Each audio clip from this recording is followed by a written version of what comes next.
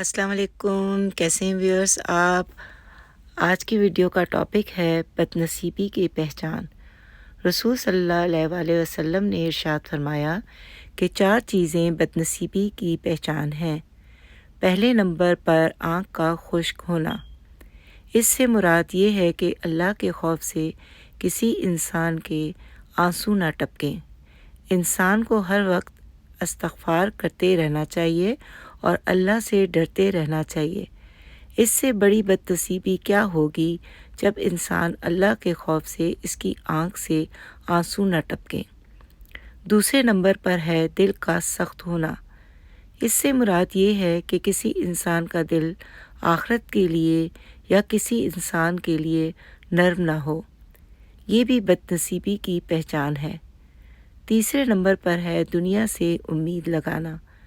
اس سے مراد یہ ہے کہ کسی انسان کو کسی انسان سے امید نہیں لگانی چاہیے۔ امیدیں صرف اللہ کی ذات سے لگانی چاہیے۔ جو لوگ انسان سے امید لگاتے ہیں وہ بھی بد نصیبی کی پہچان ہے۔ چوتھے نمبر پر ہے دنیاوی چیزوں کا لالچ کرنا۔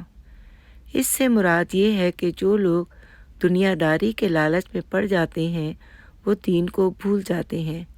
یہ عارضی دنیا ہے۔ انسان کو چاہیے کہ دنیاوی چیزوں کا لالچ نہ کرے بلکہ دین کا لالچ کرے۔ اللہ تعالی ہم تمام مسلمانوں کو نیک اعمال کرنے کی توفیق عطا فرمائے اور حضرت محمد صلی اللہ علیہ وآلہ وسلم کے نقش قدم پر چلنے کی توفیق عطا فرمائے۔ آمین یا رب العالمین۔ پلیز چینل کو لائک، سبسکرائب اور